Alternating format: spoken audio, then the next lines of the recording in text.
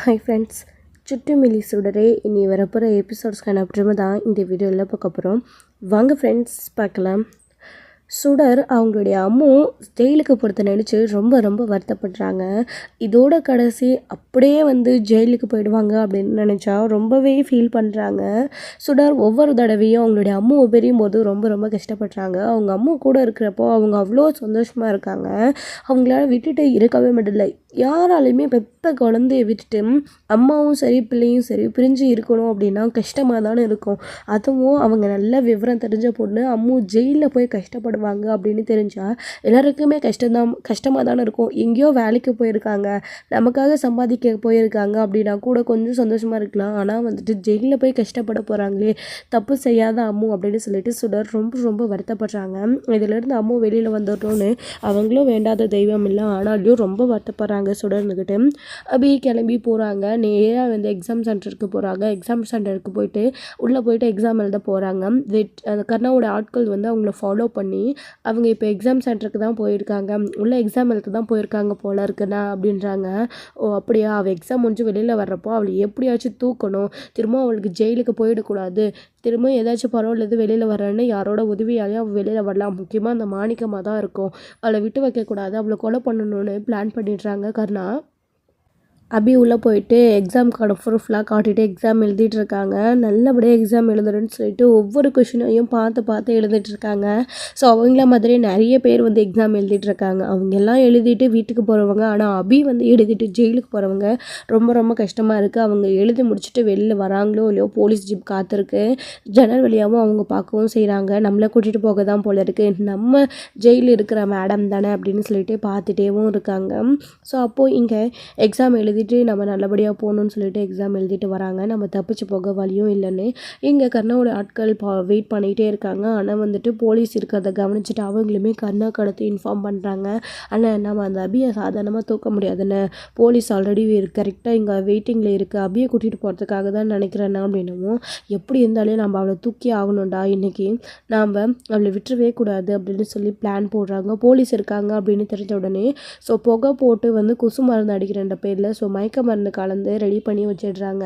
So police இருக்காங்கன்னு சொன்ன அடுத்த நிமிஷமே கர்ணா ஆட்கள்கிட்ட சொல்லி இதெல்லாமே வெற்றிக்கு தெரியாமல் தான் நடந்துகிட்ருக்கு. அங்கே இன்னொரு சைடு பிள்ளைங்களை ஸ்கூல் கூட்டிகிட்டு போய் விட்டுட்டு அது நம்ம வெற்றி பார்த்திங்க அப்படின்னா மகேஷ் ஸ்கூலில் ட்ராப் பண்ணிட்டு தான் வீட்டுக்கு பார்த்தா கர்ணா வீட்டில் ஆளே கிடையாது. யாரை கேட்டாலும் எனக்கு தெரிலன்னு சொல்கிறாங்க. கூட இருக்கிற ஆட்களையும் பாதி பேரை காணும், ஒருத்தர் 2 பேர் தான் இருக்காங்க. முக்கியமாக புலிக்குட்டி இருக்காரு, அவங்ககிட்ட கேட்டாலும் தெரியல அப்படின்னு சொல்கிறாங்க. அப்போ தான் என்னமோ சந்தேகமாக இருக்குது, கர்ணா எங்கே போயிட்டான், நேற்றே அவன் ஒரு மாதிரி ஆடினான், அப்படியே ஏதாச்சும் பண்ணணும்னு அவன் குடும்பத்தை சப்போர்ட் பண்ணுறவங்கள ஏதாச்சும் பண்ணணும்னு வெறியோடு இருந்தான், எங்கே போயிருப்பா, இன்றைக்கி கடைசி நாள், அவள் எக்ஸாம் முடிச்சுட்டு ஜெயிலுக்கு போயிடுவா, அவள் எக்ஸாம் முடிச்சுட்டு உள்ளே போகிற வரைக்கும் நமக்கு பக்குன்னு இருக்குது, அவங்க குடும்பத்தை ஏதாச்சும் பண்ணிவிடுவானோ கர்ணா அப்படின்னு பயப்படவும் செய்கிறாரு வெற்றி இருந்துக்கிட்டு. என்னன்னு தெரியல, அபிக்கு எதுவும் ஆகிடக்கூடாது, அவங்க குடும்பத்துக்கு எதுவும் ஆகிடக்கூடாதுன்னு இப்போ வெற்றிக்கு மனசு ரொம்ப கஷ்டப்படுது. அதுக்காக ஹெல்ப் இல்லாமல் கூட பண்ணாங்க. ஆனால் அபிக்கு இப்போது அவங்களுடைய மனசுக்குள்ளே இருக்கிற காதல் வெளியில் வந்துட்டு போச்சு. ஒரு செகண்ட் வெற்றி தனக்கு ஹெல்ப் பண்ண உடனே, ஆனாலும் அவரோட குணத்தை மாற்றிக்காமல் இன்னமும் அப்படியே இருக்கார், அவரோட பேச்சில் எந்த ஒரு மாற்றமே இல்லைன்னு உடனே அபி கோவத்தோடு நீ திருந்தவே மாட்டா அப்படின்னு சொல்லிட்டு கிளம்பி போயிட்டாங்க. இப்போ எக்ஸாம் எழுதிட்டு கீழே வராங்க. வந்த உடனே அவங்களோட மேடம் என்ன அபி எக்ஸாம் எழுதிட்டியான்றாங்க. எழுதி முடிச்சிட்டேன் மேடம் அப்படின்றாங்க. சரி அபி நம்ம கிளம்பலாமா, உனக்கு கொடுத்த பொருள் முடிஞ்சிடுச்சு அப்படின்றாங்க. ஜெயிலுக்கு போகணும் அப்படின்னு மேடம் அப்படின்றாங்க. வேறு வழி இல்லை அபி வா அப்படின்னு கூப்பிடுறாங்க. கடவுளே, இந்த நரக வேதலேருந்து நான் வெளியில் வரவே முடியாதா, நான் எதுவுமே பண்ண முடியல அப்படின்னு கடைசியாக ஒரு முறை நான் லாயர்கிட்ட பேசிக்கிறேன் மேடம் அப்படின்றாங்க. சரி கூடு அப்படின்னு சொல்லிட்டு ஃபோன் பிரபாகரனுக்கு கால் பண்ணுறாங்க. ஹலோ அப்படின்றாங்க. சார் நான் அபி பேசுகிறேன் அப்படின்னு. சொல்லுங்கள் அபி அப்படின்னு. இன்றைக்கி எக்ஸாம் முடிச்சுட்டேன் சார், நான் இப்போது நான் பரோல் முடிஞ்சு இன்ஸ்பெக்டர் கூட ஜெயிலுக்கு போகிறேன் சார் அப்படின்னு உடனே அபி உங்களோட ஃபீலிங்ஸ் எனக்கு புரியுது அபி, என்ன முயற்சி பண்ணு நம்மளால் எதுவுமே பண்ண முடியலையே அப்படின்றாங்க.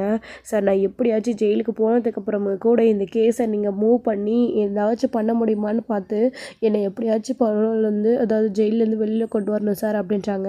சரிங்க அபி நீங்கள் கவலைப்படாதீங்க, நான் பார்த்துக்கிறேன், உங்களை அப்பப்போ ஜெயிலில் நான் மீட் பண்ணி ஏதாச்சும் குழு கிடைக்குதான்னு நான் பேசி பார்க்குறேன், நீங்கள் கவலைப்படாதீங்க அப்படின்றாங்க. இப்போது அவங்க வெளியில் வந்த சமயத்தில் கர்ணாவுடைய டீட்டெயில்ஸ் பற்றி அவங்க யார் என்ன எப்படின்ற அப்படின்றத பற்றி பிரபாகரனுக்கு நல்லாவே தெளிவுபடுத்திட்டாங்க. ஒவ்வொரு விஷயங்களையும் பிரபாகரனும் புரிஞ்சுக்க ஆரம்பிச்சிட்டாங்க.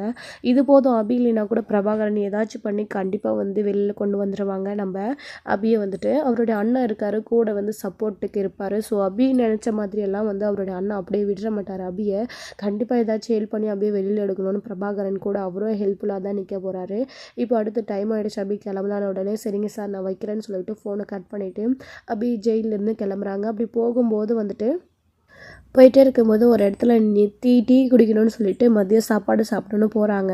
அப்போ அபி வந்து எங்கேயும் தப்பிச்சு போயிடக்கூடாதுன்னு சொல்லிட்டு கார்லேயே வச்சு அங்கேயே விட்டுட்டு போகிறாங்க. டிரைவரை விட்டுட்டு தான் போகிறாங்க. டிரைவர் பார்த்துக்கோங்க வந்து விடுறோம் அப்படின்னு சொல்லிட்டு சரிங்க மேடம் அப்படின்னு கூடவே ஒரு கான்ஸ்டபிளும் இருந்தார். அவருக்கு வந்து அர்ஜென்ட் அப்படின்னு சொல்லிட்டு அவரும் இறங்கி கீழே வாஷ்ரூம் போனார். அந்த சமயத்தில் வந்து டிரைவரும் வந்து ஏதோ சத்தம் கேட்குதுன்னு சொல்லிட்டு காரில் இறங்கி பார்க்குறாரு. ஸோ அது எந்த சத்தமும் கிடையாது, கர்ணாவோட ஆட்கள் ஏற்பாடு பண்ண சத்தம் தான். கர்ணா தான் அந்த காரில் இருக்காரு, அவங்களுடைய ஆட்களும் கூட. கரெக்டாக அந்த புகையை போட்டு அபியை பார்க்கவும் செய்கிறாங்க. கரெக்டாக என்ன இது காரு, நம்ம கார் நின்றுட்டுருக்கிற இடத்துல அதுவும் போலீஸ் ஜிப் நின்றுட்டுருக்கிற இடத்துல இப்படி வருது, யார் தான் இருக்கும்னு யோசிக்கவும் செய்கிறாங்க. இந்த சிம்பிள் அப்படின்னு சொல்லிட்டு பின்னாடி போட்டிருக்கிற அந்த டேட்டும், அதாவது அந்த போஸ்டர், அதையும் பார்க்குறாங்க அபி. அதுக்குள்ளேயே புகை மருந்து அடித்து அபி மயக்கமாயிடுறாங்க. அப்படி மயக்கமான உடனே கார்லேருந்து இறங்கி வந்துட்டு அபியை கூட்டிகிட்டு போயிடுறாங்க. கூட இறங்கின அந்த டிரைவரும் சரி, வாஷ்ரூம் போயிட்டு வந்த கான்ஸ்டபிளும் சரி, அந்த புகையினால அப்படியே அங்கங்கேயே மயக்கம் போட்டு கீழே விழுந்துடுறாங்க. அப்படி போட்ட உடனே வந்துட்டு அபியை தூக்கிட்டு அவங்க கர்ச்சீப் பண்ணிட்டு தூக்கிட்டு அங்கேருந்து கர்ணாவுடைய ஆட்கள் தூக்கிட்டு கிளம்பிடுறாங்க. இன்னொரு சைடு இங்கே எக்ஸாம் எழுதிட்டு அபி ஜெயிலுக்கு போயிடுவாங்கன்னு நினச்சிட்டு இருக்கிற குடும்பத்துக்கு எதிரில் அபி இப்படி ஒரு சிக்கல்லாம் மாட்டிக்கிட்டாங்க. போலீஸ் அடுத்து சாப்பிட்டு முடிச்சுட்டு ஜீப்பில் வந்து பார்த்தா அபியை காணோம். இப்போ என்ன பண்ணுறதுன்னு தெரியாமல் எல்லா இடத்துலையும் அபியை பற்றி விசாரிக்கிறாங்க. அபி தப்பிச்சு போயிருப்பாளா அப்படின்னு சொல்லிட்டு முக்கியமாக அங்கே எக்ஸாம் சென்டரில் எல்லா இடத்துலையும் பக்காக்கும் தேடி பார்த்துட்டு எங்கேயும் இல்லைன்னு உடனே அபி தங்கியிருந்து அவரோட அண்ணன் வீட்டுக்கு தான் நேரடியாக போகிறாங்க. அங்கே போயிட்டு அபி எங்கே சார் அப்படின்றாங்க. மேடம் என்ன சொல்கிறீங்க, அபி காலையில் தானே எக்ஸாம் எழுதுறதுக்கு வந்தா, எக்ஸாம் எழுதி முடிஞ்ச உடனே நீங்கள் அவளை ஜெயிலுக்கு கூட்டிகிட்டு போயிடுவாங்கன்னு சொல்லிட்டு தானே வந்தா அப்படின்னவும், சார் அவள் எக்ஸாம் எழுத அபி வந்தாங்க, நாங்களும் அவங்களுக்கு ஜெயிலுக்கு கூட்டிகிட்டு போகிறதுக்காக கூட்டிகிட்டு போயிட்டு இருந்தோம். ஆனால் வழியில் ஒரு இடத்துல வண்டியை நிறுத்தினோம், ஆனால் அதுக்குள்ளே அபியை காணோம், அபி எங்கேயும் தப்பிச்சு போயிட்டாங்க போல இருக்குது அப்படின்றாங்க. மேடம் என் தங்கச்சி அப்படி தப்பிச்சு போகிறவெல்லாம் கிடையாது, நீங்கள் நினைக்கிற தப்பாக புரிஞ்சிட்ருக்கீங்க, அபி அந்த மாதிரி எதுவும் பண்ணலை அப்படின்னு சொல்கிறாங்க. அபி இங்கே வரல அப்படின்றாங்க.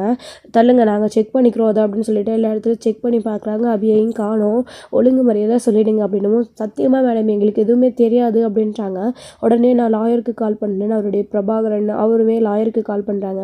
சார் அபி எக்ஸாம் எழுதி முடிச்சுட்டு ஜெயிலுக்கு கூட்டிகிட்டு போகிற வழியில் அபியை காணும்னு சொல்லிட்டு வீட்டில் தப்பிச்சு ஓடி போயிட்டான்னு வந்து தேடுறாங்க சார், எனக்கு ரொம்ப பயமாக இருக்குது, தேவையில்லாமல் எங்களை சந்தேகப்படுறாங்க அப்படின்னு. உடனே என்ன சார் நமக்கு சொல்கிறீங்க, இப்போ தானே அபி அவங்க ஃபோன்லேருந்து என்கிட்ட பேசினாங்க, நான் ஜெயிலுக்கு கிளம்பிட்டேன் சார், நான் போகிறேன், இந்த கேஸை நீங்கள் மூவ் பண்ணுங்கன்னு அபி என்கிட்ட சொல்லிட்டு தானே போனாங்க அப்படின்னவும், அப்படியே சார் அப்போ எப்படி சார் அபி தப்பிச்சு போவா, இவங்க என்கிட்ட பேசுகிறாங்களே அப்படின்னவும், நீங்கள் ஃபோனை அவங்கக்கிட்ட கொடுங்க அப்படின்றாங்க. சார் உங்ககிட்ட லாயர் பேசணுமா மேடம் அப்படின்னு கொடுக்கவும், ஹலோ அப்படின்னுவோம், சார் நான் வந்து வக்கீல் பிரபாகரன் பேசுகிறேன், இப்போ தானே அபி உங்களுடைய ஃபோன்லேருந்து எங்களை கான்டாக்ட் பண்ணாங்க, ஜெயிலுக்கு போகிற விஷயத்தை பற்றி இப்போ தானே சொன்னாங்க, அபி அப்படி தப்பிச்சு போகிறவங்க கிடையாது, கண்டிப்பாக சண்முகம் வீட்டில் அவங்க இருக்க வாய்ப்பு இல்லை, அபி யாரோ கிட்னாப் தான் பண்ணியிருக்கணும், அபி அங்கே இல்லை அப்படின்றாங்க.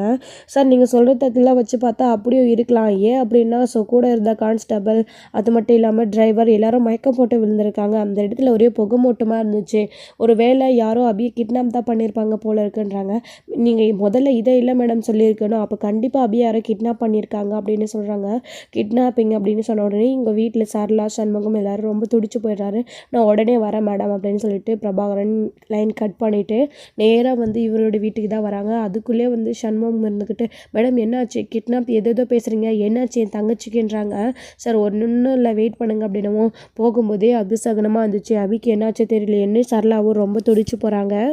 பிரபாகரன் வந்த உடனே ஹை மேடம் அப்படின்றாங்க. டீட்டெயில்ஸ் அவங்க பேசிக்கிட்டு இருக்கோம். சார் என்னென்னமோ சொல்கிறீங்க அப்படின்னவும், அபிக்கு இருக்கிற ஆபத்துலேருந்து கண்டிப்பாக அபியை யாராச்சும் கடத்திருக்கலாம் சண்முகம், நீங்கள் கொஞ்சம் வெயிட் பண்ணுங்கள் கண்டுபிடிச்சிடலாம் அப்படின்னு சொல்லவும் ரொம்ப துடிச்சு பதற ஆரம்பிக்கிறாங்க.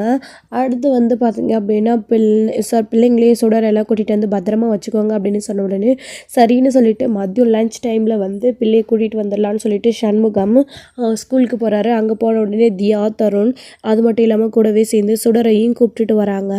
அங்கே மகேஷ் கிட்ட சொல்லிட்டு நாங்கள் போயிட்டு வரோம்னு சொல்லிட்டு கிளம்புவோம். என்ன ஆச்சு அப்படின்னு சொல்கிறாங்க.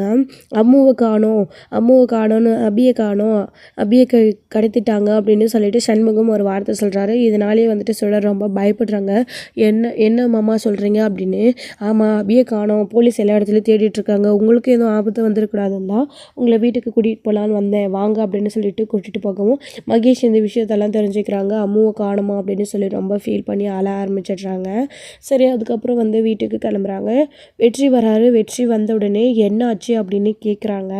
அதாவது மகேஷ் கிட்ட எங்கே சுடரை காணோம் அப்படின்னு கேட்கும்போது சுடர், தியா, தருண் எல்லாருமே அவங்களோட டேடி வந்து கூட்டிகிட்டு போயிட்டாங்க. அவங்க வீட்டில் ஏதோ ப்ராப்ளம் போல் இருக்குது, யாரோ வந்து காணோம். சுடர் சொல்லுவாள் அம்முன்னு சொல்லிட்டு, அவங்களுடைய அம்முவை காணோம், அவங்கள யாரோ கடத்திட்டாங்க, அதனால் வந்து போலீஸ் தேடிட்டுருக்காங்க, ஸோ நீங்கள் வாங்கன்னு சொல்லிட்டு வீட்டுக்கு கூட்டிகிட்டு போனார் அங்கிள். எனக்கு ஒன்றும் புரியல அப்படின்னவும், என்ன சொல்கிற மகேஷ் அப்படின்றாங்க. ஆமாம் கேப்டன் அங்கிள் அப்படின்னு. சரி, இன்னும் லஞ்ச் இருக்குது இல்லை, இதை போய் சாப்பிடுன்னு சொல்லிட்டு லஞ்சை கொடுத்துட்டு வெற்றி வந்து வெளியே வராரு. வெளியில் வந்து நின்று யோசிக்கிறாங்க. அவங்களுக்கு ஒன்றுமே புரியல. அம்முன்றது யார், அம்மு யாருக்கு கடத்தியிருப்பாங்க? சுடர் சொல்லிட்டு இருந்த அம்மு இது வரைக்கும் நம்ம பார்த்ததே கிடையாது. ஃபேமிலியில் மொத்த பேரும் பதறாங்க, போலீஸ் தேடுறாங்க அப்படின்னா ஒரே கன்ஃபியூஷனாக இருக்குது நம்ம வெற்றிக்கு வந்துட்டு. அப்போ தான் கரெக்டாக புலிக்குட்டி கால் பண்ணுறாங்க. புலிக்குட்டி கால் பண்ணி வெற்றி எங்கே இருக்கானவோ ஸ்கூலில் இருக்க மகேஷ் கிட்ட அப்படின்றாங்க. வெற்றி உடனே வீட்டுக்கு வா அப்படின்றாங்க. என்னாச்சு புலிக்குட்டி அப்படின்னவும், நம்ம ஆட்கள்லாம் சேர்ந்து ஏதோ பிளான் பண்ணுறாங்க போல இருக்குது வெற்றி, நமக்கு தெரியாமல் யாரையோ கடத்தி வண்டியில் வீட்டில் வரைக்கும் கூட்டிகிட்டு வந்து திரும்பவும் வேறு இடத்துக்கு கூட்டிகிட்டு போயிருக்காங்க. யாருன்னு சத்தியமாக புரியல, எனக்கு தெரிஞ்சு அது அபியா கூட இருக்க வாய்ப்பு இருக்குதுன்னு சொன்ன உடனே இங்கே வெற்றி வந்து ரொம்ப அதிர்ச்சி ஆகுறாரு. என்னடா சொல்கிற அப்படின்னு. நமக்கு தெரியாமல் காரணம் அந்த வேலையை செய்கிறான்னா கண்டிப்பாக இதுவாக தான் இருக்கும். நம்ம ஆட்கள் பேசிகிட்டு இருந்ததை நான் காது கொடுத்து கேட்டேன். அந்த அபியை கடத்தியாச்சுன்ற மாதிரி தான் அவங்க பேசிகிட்டு இருந்தாங்க அப்படின்னு சொல்கிறாங்க. இது கேட்ட உடனே அவர் ரொம்ப ரொம்ப பயந்து போயிடுறாரு. அப்போது அம்முன்னு சொல்லிட்டு இருந்தது சுடர் வந்து அபி தானா, அபி ஜெயிலில் இருந்து திரும்பவும் ஜெயிலுக்கு போகிறான்னு நினச்சதான் சுடர் ஃபீல் பண்ணுறாளா. சண்முகம் அவங்க குடும்ப துடிக்கிறத பார்த்தா அப்போ அபியை தான் காணாமா. இவகிட்ட எவ்வளோ உசாராக இருக்குது சொன்ன, கடைசியில் இப்படி மாட்டிக்கிட்டாலே. ஆனால் கருணா ஏன் நம்மக்கிட்ட எந்த ஒரு விஷயமும் சொல்லாமல் இப்படி பிளான் போட்டு அந்த அபியை கடத்திருக்கணும். அபியை கடத்தி என்ன பண்ண போகிறான்? அபிக்கு சாதகமாக இருக்கிறான், அவங்க குடும்பத்தை எது வேணாலும் அவன் பண்ணலான்னு வெறியில் இருந்தான். ஆனால் இப்போ அபியை கடத்திருக்கான்னு என்ன பிரச்சனை? ஒரு வேளை இதுக்கு கொலைக்கு காரணமான அபியை கண்டுபிடிச்சி அபியை தீர்த்து கடத்தணும்னு கருணா முடிவு பண்ணிட்டானா? அப்படி பண்ணால் அவன் பேராபத்துலேயும் பிரச்சனையிலையும் மாட்டிப்பானே. அது மட்டும் இல்லாமல் அவன் குடும்பத்தில் அவளுடைய தங்கச்சி செத்து போயிட்டான்னு தெரிஞ்சால் சுடர் அந்த குடும்பத்தில் இருக்கிற எல்லாரும் எப்படி ரொம்ப வருத்தப்படுவாங்க. சுடருக்கு அத்தையாச்சு, சுடரும் ரொம்ப மனசு கஷ்டப்படுவா. கண் எதிர்க்கலே இதெல்லாத்தையும் பார்த்துட்டு இருந்தா நமக்குமே இந்த மனசு உறுத்தலாக இருக்குமேன்னு சொல்லிட்டு என்ன பண்ணுறதுன்னு தெரியாமல் வெற்றி வேகமாக அங்கே போகிறாரு. முதல்ல போயிட்டு அவளை எங்கே கடத்தி வச்சுருக்காங்கன்ற விஷயத்தை தெரிஞ்சுக்கிட்டு ஏதாச்சும் பண்ணி தடுக்கணும்னு வேகமாக வெற்றி போயிட்டுருக்காரு. இன்னொரு சைடு இங்கே போலீஸ் பிரபாகரன், அதுக்கப்புறம் வீட்டில் பிள்ளைங்களை கூட்டிகிட்டு போய் விட்டுட்டு சண்முகம் எல்லாருமே எல்லா இடத்துலையும் செக் பண்ணி பார்த்துட்டு இருக்காங்க. முக்கியமாக அவங்க காணாமல் போன இடத்துலேருந்து சிசிடிவி கேமரா எல்லாத்தையும் செக் பண்ணி பார்க்குறாங்க. அதில் வந்து செக் பண்ணி பார்க்கும்போது ஒரு காரில் தான் அபியை வந்து புகை அடித்து தூக்கிட்டு போயிருக்கிறது ஓரளவுக்கு வந்து தெரியுது. அது தெரிஞ்ச உடனே கண்டிப்பாக இதில் தான் கடத்திட்டு போயிருப்பாங்கன்னு முடிவு பண்ணி அந்த கார் நம்பர் வச்சு செக் பண்ணலான்னு சொல்லிட்டு தேடி பார்த்துட்டு இருக்காங்க. ஸோ அடுத்தடுத்த செக் போர்ட்டில் இல்லை கார் எந்த ரூட்டில் போயிருக்குன்னு செக் பண்ணி பார்க்கலன்னு சொல்லிட்டு எந்த ரூட்டில் கேமராஸ் இருக்கோ அந்த ரூட்லாம் வந்து தேடி செக் பண்ணி பார்த்துட்ருக்காங்க. வீட்டில் வந்து சுடர் வந்து ரொம்பவே ஃபீல் பண்ணி அழுதுட்ருக்காங்க. அத்தை அப்படின்றாங்க, ஒன்றும் ஆயிருக்காது அபிக்கு, நீ கவலைப்படாத அப்படின்னு சமாதானப்படுத்திட்டு இருக்காங்க. அப்போ தான் இங்கே வெற்றி வீட்டுக்கு போன உடனே புலிக்குட்டிக்கிட்ட நடந்த விஷயத்தை பற்றி ஒருத்தருக்கு ஒருத்தர் டிஸ்கஷன் பண்ணிக்கிறாங்க. அவங்க எங்கே வச்சுருப்பாங்கன்னு தெரியல வெற்றி அப்படின்றாங்க. நமக்கு தெரியாமல் கருணா எங்கே வச்சுருப்பான், கண்டிப்பாக கருணாவுக்கு தெரிஞ்ச இடத்துல ஏதாச்சும் ஒரு இடத்துல தான் இருக்கணும் அப்படின்னு தேடுறாங்க. அப்படியே இருந்தால் மட்டும் நம்ம எங்கே தேடுறது வெற்றி, கருணாவுக்கு பல இடம் இருக்குது அப்படின்னு எல்லா இடத்துலையும் தேடி பார்க்கலான்னு ஒவ்வொரு இடமா தேடி பார்க்கறதுக்காக கிளம்பிட்டு இருக்காங்க. வெற்றி ரொம்பவே வேகமாக, என்னதான் அபி மேலே பாசம் இல்லை, அவனுக்கு கோபம் இருந்தாலும் இப்போ பார்த்தியா அபியை கடத்திட்டாங்கன்னு உடனே அபிக்கு எதுவும் ஆகிடக்கூடாதுன்னு இந்த அளவுக்கு துடிக்கிறான். கடவுளே, ஏன் இந்த சோதனை இவங்களுக்கு அப்படின்னு தான் புலிக்குட்டி ஒரு பக்கம் நினச்சிட்டு இருக்காரு. ஸோ இதோட இந்த எபிசோட் வந்து முடிச்சிருக்காங்க. அடுத்தடுத்த எபிசோடில் என்ன நடக்க போகுது, அபியை வெற்றி வந்து எந்த ஒரு பிரச்சனையும் இல்லாமல் கருணா கிட்டேருந்து மீட் எடுப்பாரா? ஸோ அப்படியே அபியை வந்து வெற்றி அங்கேருந்து தப்பிக்க விட்டார் அப்படின்னா அந்த விஷயம் கருணாவுக்கு தெரிய வந்துச்சு அப்படின்னா கருணா வந்து வெற்றிக்கு எதிராக வந்து நிற்க போகிறாரு. என்ன நடக்க போகுது அப்படின்றதெல்லாம் வெயிட் பண்ணி நெக்ஸ்ட் வீடியோவில் பார்க்கலாம். Friends, thank you. இந்த வீடியோ உங்களுக்கு பிடிச்சிருந்தா லைக் பண்ணுங்கள், ஷேர் பண்ணுங்கள், கமெண்ட் பண்ணுங்கள்.